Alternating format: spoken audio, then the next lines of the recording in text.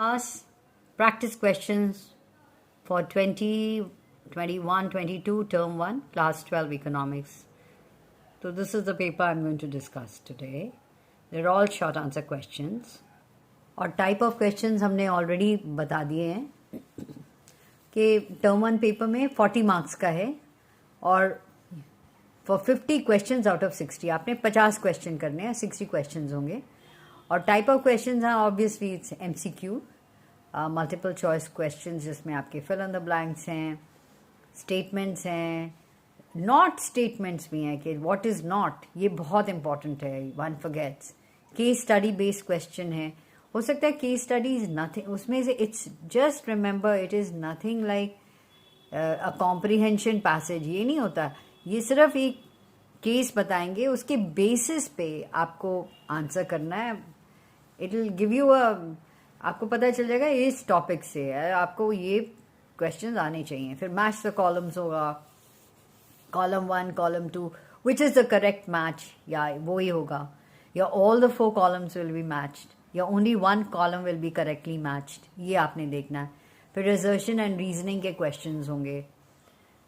ठीक है. फिर then you have those pictorial question जिसको हम कहते हैं कि graph, pie chart, tables, and of course you have what is known as the numerical questions, right. तो ये जो प्रैक्टिस पेपर है, let me just do this. फिर से बता दूं कि टर्म 1 में क्या क्या कंटेंट्स हैं. पार्ट ए है और पार्ट बी है. पार्ट ए जो है वो इंट्रोडक्टरी मैक्रो इकोनॉमिक्स है, जिसमें से 3 टॉपिक्स आएंगे. एक है मनी एंड बैंकिंग, सेकेंड है government budget and economy, and third is rest of the economy, जिसमें आपको balance of payment and foreign exchange. ठीक है. That is known as open economy macro economics, वो आ जाएगा आपका. फिर पार्ट बी में आ गया आपका इंडियन इकोनॉमिक डेवलपमेंट, जिसमें आपका आएगा Indian economy on the eve of independence, एक टॉपिक होगा. सेकेंड टॉपिक है Indian economy right from 1950 to 1990. फिर 1991 में न्यू इकोनॉमिक पॉलिसी आई थी, जिसको हम liberalisation, privatisation and globalisation and appraisal करके 6th ये टॉपिक आ जाएगा. 7th टॉपिक आपका पॉवर्टी पे होगा, that is Indian economic development का. और नेक्स्ट है human capital formation in India, and 9th है रूरल डेवलपमेंट. तो आपने देखा कि 9 टॉपिक्स आपको आ रहे हैं. 3 टॉपिक्स आपको पार्ट ए से आएंगे और 6 टॉपिक्स जो है वो आएगा आपका part B, Indian economic development. ठीक है. सो चलते हैं.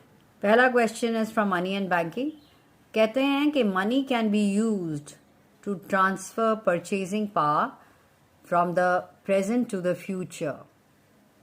Which specific function of money is this called? इसको क्या बोलते हैं? तो 4 ऑप्शंस दिए हुए हैं. So you'll go through the options and I'll give you the answer. It is store of value, store of value function. ठीक है कि आप इसको प्रेजेंट और फ्यूचर में आप इसको डेफर कर सकते हो. डेफर्ड पेमेंट्स इसको कहते हैं. So that is a store, क्योंकि उसकी स्टोर ऑफ वैल्यू फंक्शन है, इसी से वो कनेक्टेड है. सेकेंड है जो आप देखोगे कि there are 2 statements given below about the effect of a rise in the general price level of the economy. तो 2 statements हैं. तो P और Q 2 statements हैं, आपने देखना है. दिख रहा है? I hope it's clear. कहता है कि P जो पहला स्टेटमेंट है वो कहता है it will lead to a rise in the value of money. ठीक है. जनरल प्राइस लेवल अगर इकोनॉमी में बढ़ेगा तो आपकी वैल्यू ऑफ मनी राइज करती है. बिल्कुल गलत है ना भाई. सेकेंड है it will lead to rise in the demand for money. बिल्कुल सही है, क्योंकि जनरल प्राइस लेवल बढ़ गया, आपको और पैसे चाहिए, और डिमांड होगी पैसे की. सो आपका जो आंसर होगा, योर राइट, स्टेटमेंट नंबर 2 है, that is B, only Q.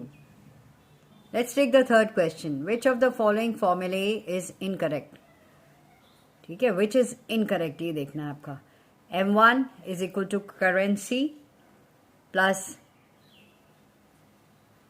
Net demand deposits. ठीक है. थोड़ा सा तो ठीक ही लग रहा है. सेकेंड देखो, M2 is equal to M1 plus savings with post office saving banks. M2 क्या है? M1 plus deposit with post saving bank account. ये भी ठीक ही लग रहा है ना भाई. M3 ठीक है, इसमें M3 में उन्होंने बोला है M3 is M1 plus net time deposits with commercial banks. तो net time deposits of commercial banks M3 is M2 लिखा हुआ है, गलत है ना. M1 होना चाहिए ना. बस हम लोग ने पकड़ लिया, मोरलेस सही है. सी है M3 is equal to M1 not M2. M1 plus net deposits with commercial banks. And of course M4 भी देख लेते हैं. M4 क्या दिया हुआ है ना. M4 is equal to M3 plus total deposits with the post office saving banks. ये भी सही है. तो we've got the answer. It is 3. C. 3 का आंसर C है. This is incorrect. ठीक है. अब फोर्थ क्वेश्चन देखना. Which of the following is true about revenue receipt? आपको देखना what is true. ये ख्याल रखना है. Non-recurring in nature, गलत. May create corresponding liability, गलत. Do not lead to an increase in liability, सही है. Includes loans taken by the government, नहीं. तो फोर्थ का आंसर क्या आपका निकला? C. Let's take the fifth question. इसमें है देखो, जैसे 2021 गवर्नमेंट ने ये कहा वो करा और डिसाइड किया एक्सपेंडिचर बढ़ाना है ऑल. अगर आपने नहीं पढ़ा पेपर ये, तो you can keep this as a reserve कि आपने पार्टी से ये नहीं करना है. Is that clear? But anyways just let's go through it. कि 2021 में the government said that despite the current resource crunch it has decided to hike its capital expenditure by 34.5%. ठीक है. तो इसके भी रीजन बोलते हैं. रीजन फॉर दिस हाइक क्या हो सकता है? Which of the following could be a reason. क्या रीजन हो सकता है ये देखना है. तो ABCD रीजन ये है. और rapid employment generation through infrastructural projects. This is the correct answer. Okay. So जब आप देख रहे हो आंसर इसका क्वेश्चन 5 का, तो आपको पता चलेगा बाकी सब तो जिसको कहते हैं रेवेन्यू एक्सपेंडिचर है गवर्नमेंट का. Even if you really don't know तो you can work it out. आप ऐसे क्योंकि कुड भी है, like you know they feel कि आप कैसे इसको रिलेट कर रहे हो with the present, but how much knowledge, theoretical knowledge do you have, right? क्योंकि कैपिटल एसेट्स जो कैपिटल एक्सपेंडिचर जो होता है ना, it creates assets for the government.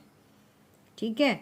या फिर it causes reduction in the liabilities of the government. और इसके एग्जाम्पल्स हैं expenditure on land and building, तो इंफ्रास्ट्रक्चर भी हो जाता है. Expenditure on machinery and equipment, purchase of shares, loans by central government to the state government और state companies. तो इसमें आप देख सकते हो कि it is creating an asset. So that's how then you can say कि D option is the rapid employment generation through infrastructural projects. I hope you've understood that. Sixth question, we are with the which of the following can help reduce the fiscal deficit. आपने ये देखना है. आप ये देखोगे कि second वाला that is B is the one increasing the PSU profits, क्योंकि जब profits बढ़ेंगे तो आपका जो fiscal deficit है वो घटेगा. Fiscal deficit का मतलब होता है कि in a way it shows the borrowings of the government. तो उस बोरोइंग को कम करने के लिए अगर आपके प्रॉफिट्स बढ़ेंगे तो ठीक है, बिकॉज बाकी सब इंक्रीजिंग सब्सिडीज आपका खर्चा बढ़ रहा है. Investing in improving public goods आपका खर्चा बढ़ रहा है. ठीक है ना. सो ऑल ऑफ दिस, और टैक्स का बर्डन ही घटा रहे हो या तो भी आपको फ़ायदा नहीं हो रहा है. मतलब इट इज़ कि अगर आपके प्रॉफिट्स बढ़ेंगे तो आपकी बोरोइंग कम होगी. 7th क्वेश्चन लेते हैं. विच of the following will be debited on the capital account of India's balance of payments. ये देखना है। इसमें ए ऑप्शन आ जाएगा आपका, Indian women buying a Chinese company. इसका मतलब देखो, आपको कैपिटल अकाउंट में आप इन्वेस्टमेंट्स जो होता है from abroad, that is credit, इसलिए okay, this is like investment from abroad. अगर आप इन्वेस्टमेंट अब्रॉड करोगे तो वो डेबिट में आ जाएगा। Okay, let's go to the other question. Question number 8 in 2020 कहता है कि India's purchasing power parity was 22 national currency units, that is rupees per US dollar. ठीक है, और इसके ऑप्शंस ये दिए गए हैं, कैन यू रीड देम? तो ऑप्शंस ये दिए गए हैं, goods that can be bought for $1 in the US would require 22 rupees in India, and that's a correct answer.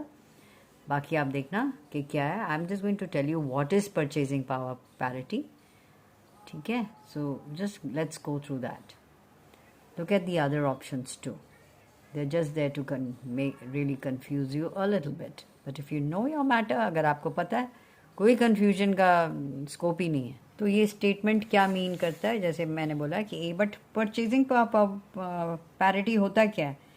ये जो है, ये मीट्रिक दिया गया है टू कंपेयर करने के लिए economic productivity and standard of living countries के बीच में। परचेजिंग पावर पैरिटी जो होता है, इकोनॉमिक थियोरी ऐसा है, इज एन इकोनॉमिक थियोरी जो कंपेयर करता है डिफरेंट कंट्रीज़ की करेंसी, किसके through? A basket of goods approach. ठीक है, तो उससे आपको पता चलता है कि कहाँ पे आप हो। So we go to the next one. So we come to question number 9 कि कहते हैं कि in the 20th century under the British rule India had an export surplus. ठीक है, where was this surplus used? Where do you think that this was used? So yeah, anyone of you who've done it, you read this, it was all to meet their official, जो उनकी official salaries, looking after them, या war expenses of the Britain था, उसके लिए था। Okay, so this is what it is. Let's go to the 10th question. 10th question कहता है, the colonial government made no sincere attempts to estimate India's national and per capita income. कोई उन्होंने, they didn't work hard to do this, बिल्कुल भी नहीं। But most studies found that India's national income growth in pre-independence era was dash and per capita income was dash. तो ये आपको देखना है कि ये ऑप्शंस दिए हुए हैं आपको, इसमें थोड़ा डेटा है। So again, let me just tell you, suppose if you don't know your data properly, please don't, इसको भी आप पॉकेट में रख लेना कि नहीं करना मैंने। If you are not, because then it's going to be a